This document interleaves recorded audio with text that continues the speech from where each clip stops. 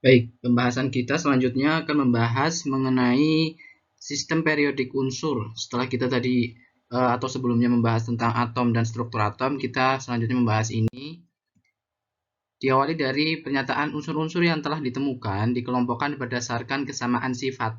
Jadi yang teman-teman mungkin pernah lihat atau pernah pelajari itu tuh di tabel periodik unsur yang sekian banyak unsur dikelompokkan, yaitu disamakan berdasarkan kesamaan sifatnya.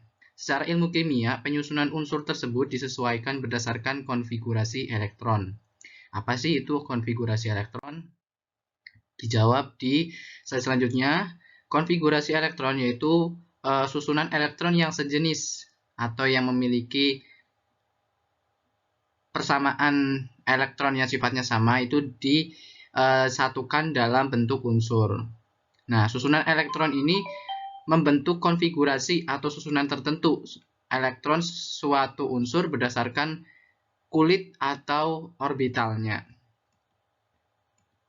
Konfigurasi elektron berdasarkan orbital atau kulit berguna agar kita tahu sifat kimia suatu zat, termasuk kenapa zat kimia itu bisa berwarna-warni.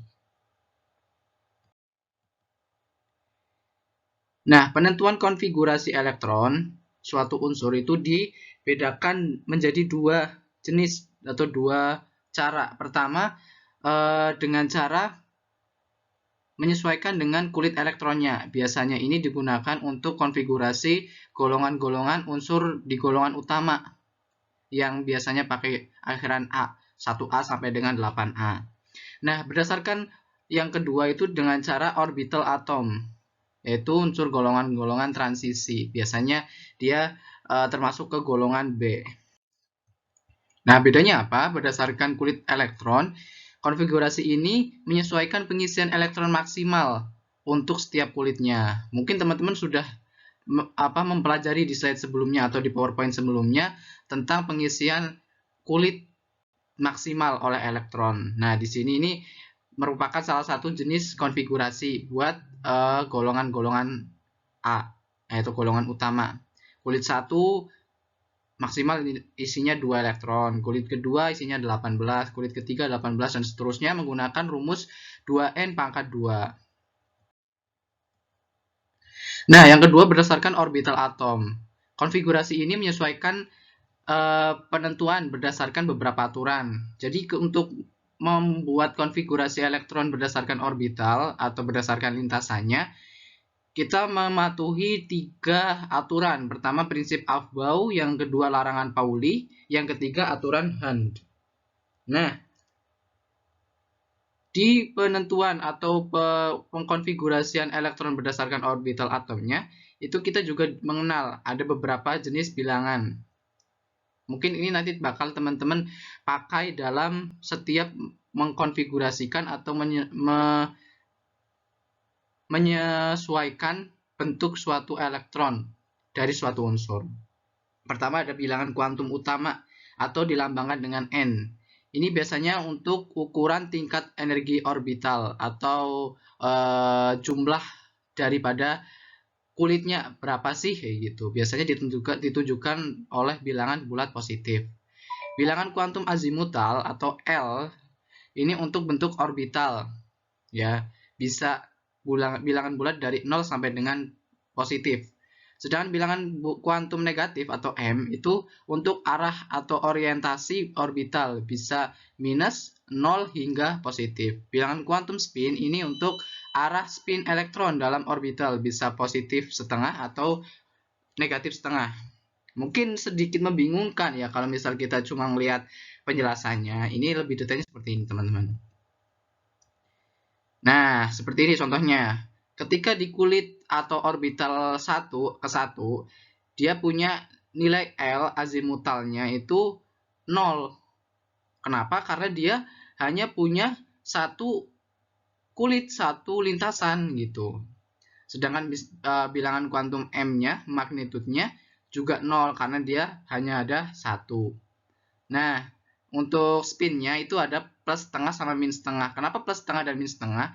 Plus setengah itu menandakan dalam satu orbital itu diisi oleh satu pasang, yaitu plus setengah yang tanda panahnya ke atas sama min setengah yang tanda panahnya ke bawah gitu.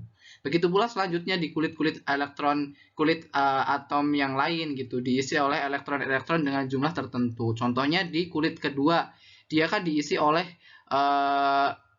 dua jenis elektron, yaitu yang 2s sama 2p. Nah, 2s ini dia punya nilai m-nya mesti 0, pasti 0 gitu.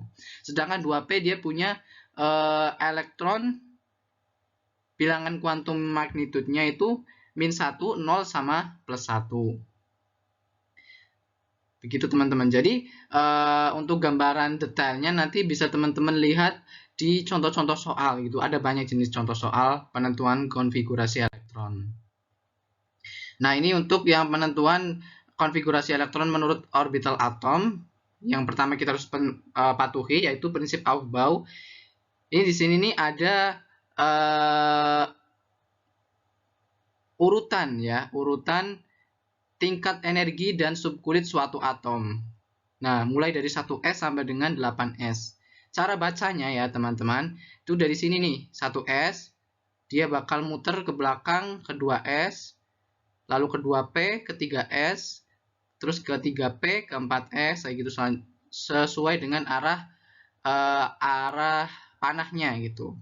Elektron menempati orbital dari tingkat energi terendah ya, sesuai anak panah ya, ke yang paling tinggi. Jadi ngisinya itu nanti dari 1s lanjut ke 2s, 2p, 3s, 3p dan seterusnya. Ya, masing-masing subkulit S itu punya nilai tadi berapa? 2, P 8, D 10 gitu. Lalu selanjutnya larangan Pauli ya, larangan Pauli. Tidak ada dua elektron dalam satu atom yang punya bilangan kuantum yang sama. Pasti tiap elektron punya spin yang berlawanan. Ini yang menyebabkan elektron-elektron di tiap lintasannya itu punya perbedaan gitu. Nggak mungkin dia tuh dalam satu orbitalnya atau satu lintasannya punya spin yang sama. Ini tidak mungkin. Ini namanya larangan. Namanya larangan Pauli.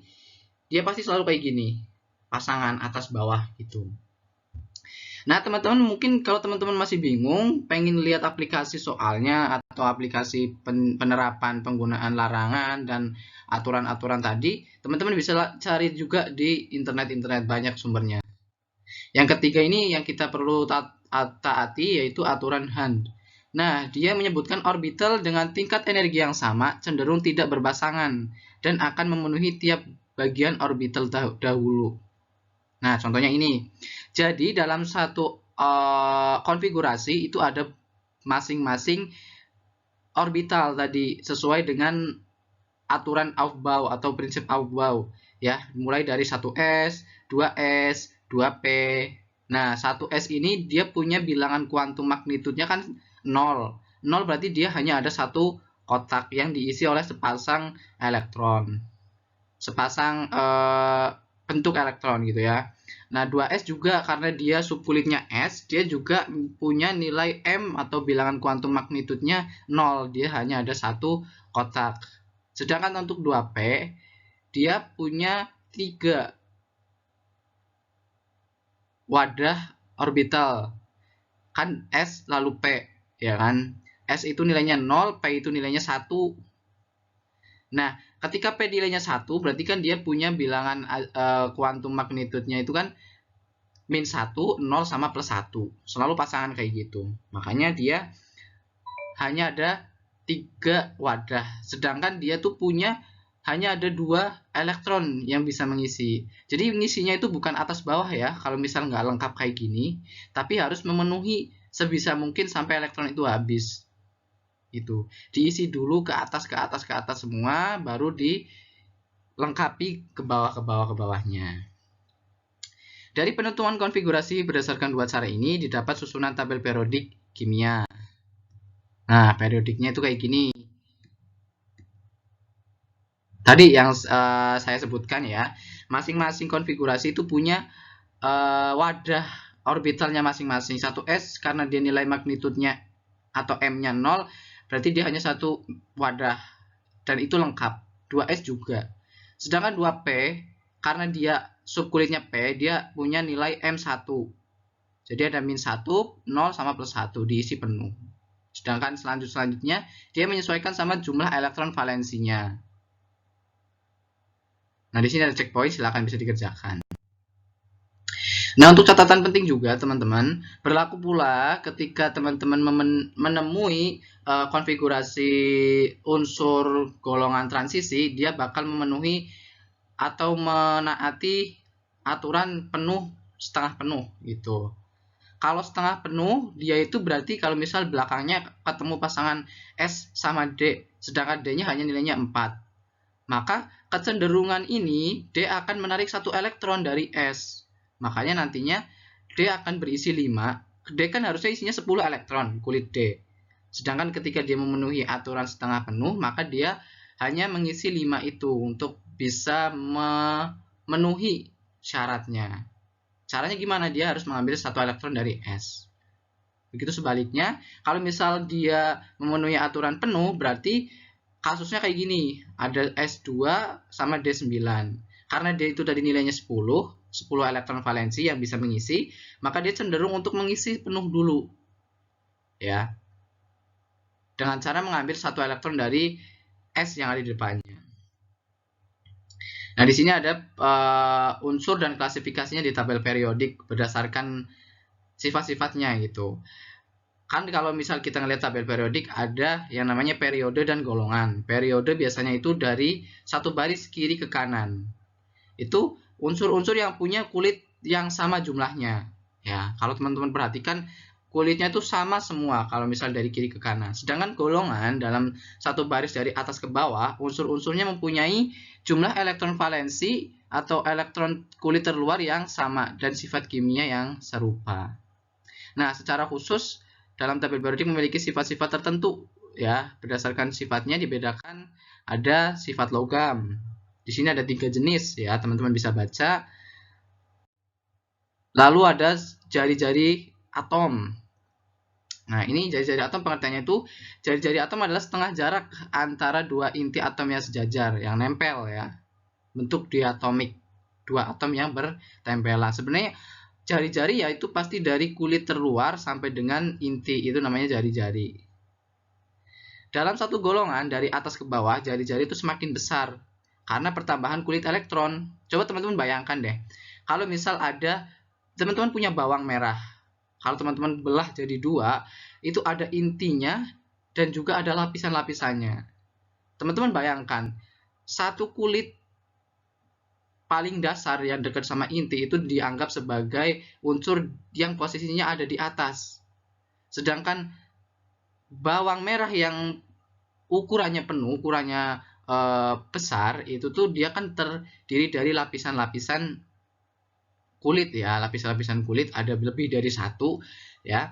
Itu semakin bertambah semakin ke bawah gitu. Sedangkan dari periode dari kiri ke kanan jari-jari atom makin kecil. Kenapa? Karena dari kiri ke kanan ukuran intinya makin besar, maka kecenderungan dia untuk menarik elektron itu makin kuat. Ya, daya tariknya ke elektron makin kuat sehingga dari kiri ke kanan dia akan semakin kecil gitu. Karena tarikan elektron yang ada di kulit ke intinya. Yang selanjutnya berdasarkan energi ionisasi ya. Unsur-unsur itu dibedakan berdasarkan energi ionisasinya, yaitu energi yang dibutuhkan suatu atom dalam fase gas untuk melepaskan sebuah elektron. Kenapa harus dalam fase gas? Karena dalam fase inilah unsur atau suatu atom lebih mudah untuk melepaskan atau menerima elektron. Itu. Ini diilustrasikan seperti ini. Ada suatu elektron yang dia akan lepas. Nah, energi yang dibutuhkan untuk melepaskan elektron ini disebut dengan energi ionisasi. Energi pembentuk ion. Ya, ion kan tandanya suatu atom yang punya muatan, entah itu muatan positif atau muatan negatif. Dalam satu golongan, energi ionisasi semakin kecil dari atas ke bawah karena besarnya jarak inti ke elektron terluar. Ya, jadi makin ke bawah kan jari-jarinya makin besar tuh, ya kan? Makanya dia akan semakin kecil karena makin mudah untuk lepas elektronnya. Begitu sebaliknya. Ini untuk penggambarannya ya, teman-teman. Nah, selanjutnya afinitas elektron. Afinitas elektron ini berbeda ya sama jari-jari, dia berkebalikan sama jari-jari. Dari semakin ke bawah ya, semakin dari sisi golongan dari atas ke bawah itu semakin kecil. Kenapa? Karena afinitas elektron kan pengertiannya perubahan energi untuk menerima elektron. Karena semakin ke bawah itu jari-jarinya makin besar, dia akan cenderung untuk susah untuk menerima elektron. Makanya afinitasnya makin kecil. Gitu. Sedangkan elektronegativitas adalah ukuran kemampuan atom untuk menarik elektron kepadanya. Makin besar elektronegativitas, makin mudah atom untuk menarik elektron ke dirinya. Tuh. Ini sama kayak afinitas. Makin ke bawah makin kecil, semakin ke kanan, dari kiri ke kanan semakin besar.